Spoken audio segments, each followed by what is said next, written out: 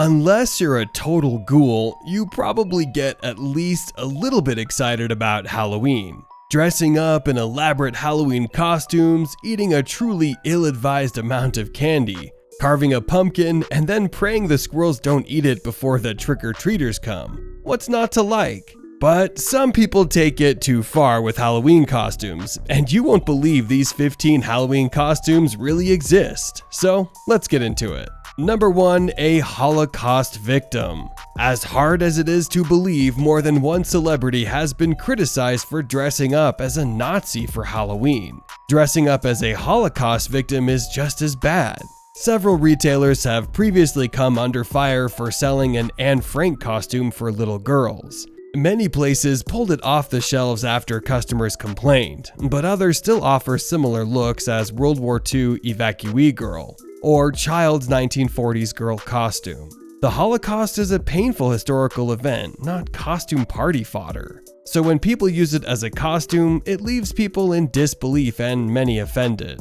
Number 2, anything involving blackface. Wearing blackface is hurtful because it was and is used to create a caricature of Black Americans, exaggerating the black form and reinforcing racist perceptions. Historically, it has been used to perpetuate the fallacy that Black people are inferior to white people. Starting in the 1800s, white American actors performing in minstrel shows would rub their faces with shoe polish or grease paint to impersonate and act out racist stereotypes of Black people. Blackface is never okay. Never, ever. Not under any circumstances. But while the offensive practice includes literally painting your face a shade other than your natural skin tone, it also goes deeper than that. Dressing up in outfits that reinforce racist stereotypes also counts as blackface. For example, if you identify as a white person, avoid stereotyping any other cultures that aren't yours, even if you intend to pay homage to a specific person. Yet people still do it on Halloween. Some people just never learn.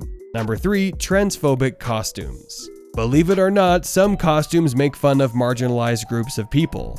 Take this tranny granny costume for example. It got pulled from Walmart shelves after consumers pointed out that not only did it make a joke out of transgendered women, it also uses a transphobic slur right in the name. Dressing up as a gender presentation other than your own is not funny, especially when trans rights are under fire around the globe. Number 4, the COVID-19 pandemic. A pandemic that has killed millions of people around the globe is not a good idea for a costume. It's a horrible tragedy that has significantly impacted many people's lives. Resist the urge to dress up in a medical hazard suit, anything resembling a virus, or as a victim of the virus itself. This is where specificity matters. Generic doctor and nurse costumes are fine. Specific getups that reference the pandemic in particular, not so much. But some people just like to see the world burn, and ever since the COVID-19 pandemic, suits such as these have been in high demand for Halloween, but hopefully this one will be different. Number 5, body shaming and objectifying costumes. When it comes to disrespecting women, this costume gets it wrong on several levels. It not only reduces women to sex objects, but it turns a woman's weight into a joke. Think about it this way. If you wouldn't say it to a friend's face, don't wear it as a Halloween costume. Outfits that make fun of people's size, objectify human beings, or otherwise make light of a person's lived experience are all insensitive. Halloween costumes should not be used for bullying, but rather for fun. And this costume is all about bullying people on the plus side. Number 6, cultural stereotypes. When someone dresses up as a member of a culture that isn't their own, particularly in an exaggerated or humorous way, it comes off as cultural appropriation, or an offensive jab at other cultures. If you or your child intend to pay homage to a beloved Disney character, take care to dress with sensitivity. Focus on costuming linked to a specific character, not general looks that have particular meaning to often marginalized groups of people. Skip the sombrero and poncho combo, Native American headdresses, kimonos, and grass skirts with a coconut top. In 2014, Ellie Goulding chose the same culturally insensitive yet somehow still popular costume and posted a snapshot to Instagram. She deleted the post after comments scolded her for the look. Number 7. A terrorist. Do we even have to say this? Dressing up as Osama bin Laden, Dylan Roof, or even a generic member of ISIS are all in extremely poor taste. This falls under the same heading as making light of tragedies. But it doesn't just stop there. People even go a step too far and dress up as Satan or Hitler. The costumes are hardly accepted in good taste. There have even been incidents of people dressing up as 9/11 planes. Number 8. Zombie versions of deceased celebrities. We get it. You want to pay tribute to one of your dearly departed faves. Go wild with your best Ziggy Stardust or Purple Rain homage, or even an Amy Winehouse bouffant. But don't, we repeat, do not add zombie makeup. It's always too soon to wear anything reminiscent of someone's corpse, period. Number 9. An eating disorder. A few years ago, an online store took some heat for releasing a costume called anorexia. The incredibly poor taste outfit included a skeleton dress with a mesmerizing tape belt to cinch the waist. Not only is it a truly terrible pun, it also trivializes eating disorders. Number 10. Animal cruelty. Remember that dentist who slaughtered Cecil the lion and this terrible costume that resulted? Yeah, don't go there. Also off the table, costumes that involve animal shelters and euthanasia, hunting getups with graphic accessories, or any that you wouldn't want your children to come across while out there collecting candy. Number 11. A mentally ill person. Sometimes offensive stereotypes creep into our speech before we even realize it. How often have many of us called a difficult person crazy, without thinking about how the term might feel to someone living with mental illness? Halloween costumes that make light of mental institutions fall under the same category.